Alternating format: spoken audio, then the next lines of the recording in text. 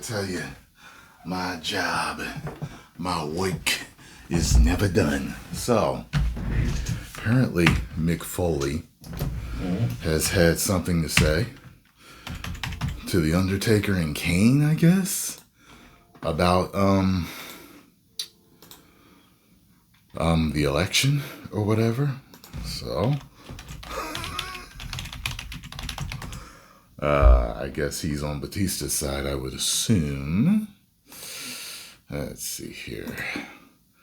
There we go. All right. Let me, all right. Are you ready? This should be interesting. Bang, bang! All right.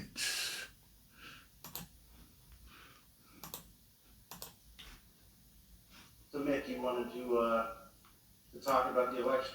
Yeah, I think it's really important to talk about the election. I think it's important for everyone to have a moment where enough's enough. I mean, for me, enough was enough 8 years ago. The Undertaker is correct in saying Donald Trump made politics fun again. You've made politics fun again. Okay. For about 3 weeks in 2016. But it's 8 Here we years go. later, and there's absolutely nothing fun about this man. To me, there's nothing fun about a man who could be... Hey, Mick, he is the most hilarious president of all times. He may not be to you, but he is to millions and millions of others. To quote your friend The Rock, millions and millions. the next president of the United States, talking about the enemy within, making it clear that this was not a mistake. This is his go-to line: the enemy within, the enemy within, the enemy within. Oh, I was just about to say, first of all, I would like to know in context what this enemy within is, because like I explained before, in politics, there's always enemies within. It's true. There can be enemies in your own cabinet. You got what I'm saying? Like, come on now. Like, let's not oversell this. It's the enemy from within. The enemy from within. I Okay. think the bigger problem is the enemy from within. Not even the people that have... You know what? And the enemy within, if this is who he's talking about, the enemy within has been saying that he is dangerous and the next Hitler and all this over and over and over again, to where his life has been plotted on several times and he's been shot at twice. Who's more dangerous? I don't get that. come in. Which he co-opted from Senator Joseph McCarthy, one of the worst people to ever grace our planet. What frustrates me the most is that so many good, hardworking American people cannot see through such an obvious con man who is only out for himself. The idea that They keep saying that he's all selfish and out for himself, but I've heard that about all politicians, that they're all about themselves. Most of what I've heard is that if you want to get down to, if you go to the lower ranks of politicians, like in small towns, the mayor there, councils there, stuff like that, you'll find people that are more morally correct. They're more humane. They have humanity right here in their chest. But the higher you climb to where it's world powers, like, the word is that most of them have some type of agenda. You wouldn't say that both sides do? What are you saying? You're saying that Joe Biden and Kamala Harris are two saints? Come on now. the working man thinks this guy is behind them, has obviously not looked into his past. I know people work hard. They've all got corruption behind them. Come on now, Mick. Come on now. But I know this, okay? A whole lot of working mans felt really good about their pockets when he was in power. They don't always have time to go home and do their research.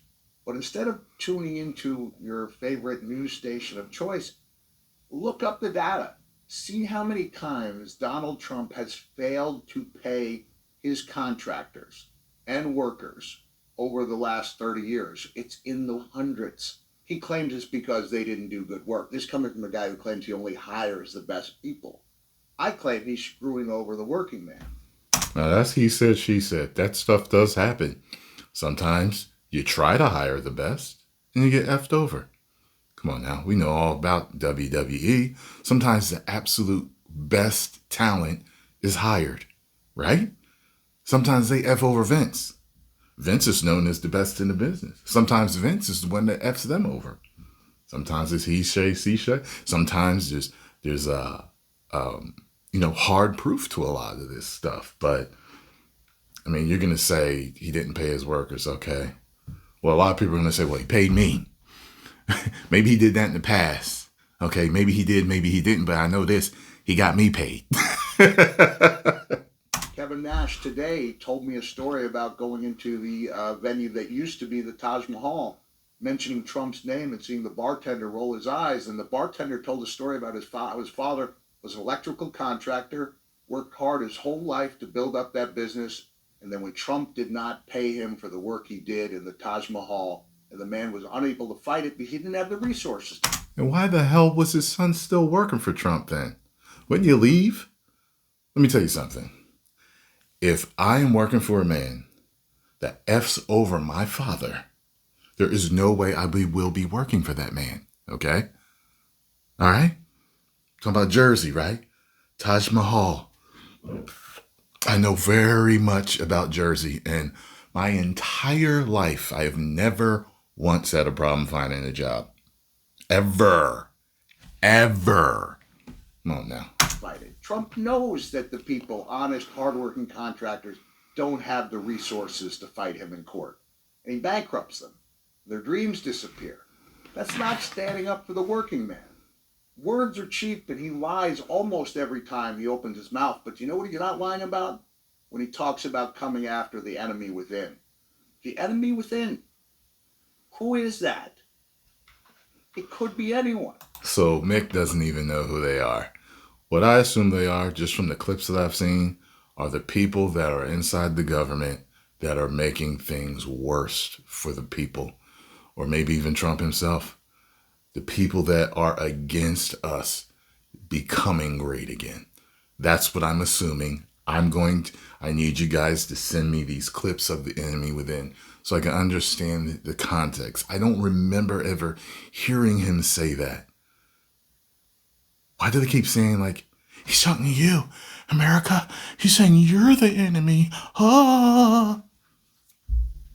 Come on now. And from what we've seen today, Biden said lock him up. Harris came out, did that press conference, talking about he wants to be Hitler, he wants his generals to be Hitler. They came out with that story about that family saying he wasn't going to pay $60K to bury a effing Mexican. Family came out and said that he didn't do that and he was nothing but gracious and cordial to them. What's going on? Maybe that's the enemy within he's talking about, right? Maybe he's talking about internal terror or something like that. People that have it out for him, for taking his life. Maybe that's the enemy within. It could be me. An article came out today. He is not talking about you, Mick, and you know it. Today in NPR, October 22nd, 2024, with a study that showed Donald Trump had issued over 100 threats to people he perceived as his political rivals. He has threatened to impeach. And what have they been doing to him? They have not only been threatening, they have been carrying out a whole lot of stuff toward him, trying to put him in jail, making him a convicted felon, shooting at him. People have been doing a whole lot of stuff coming after this man. I am playing devil's advocate for this whole thing. Have you noticed that? Because guess what? I told you I don't trust either side, but to me, he's the lesser of the two evils. He definitely is. Everybody is coming out so strong against him. I'm like, something's wrong. Something is wrong. It's such a landslide of hate toward this man. Out of all presidents ever, something is up. And prosecute Kamala Harris. He accused Barack Obama of treason. He said his chairman of the Joint Chiefs of Staff Staff Mark Milley, General Mark Milley, should be executed. He did nothing to stop what could have been the death of Mike Pence, his own vice president. Crowd chants, hang Mike Pence. There's a hangman's noose outside. And now he's gone so far as to say that anyone who criticizes the I never Supreme heard that Court story. I and don't know what other to say on judges that. should be put in jail. I have to need more, you know. So Donald Trump, I'd like the two judges, should be put in jail.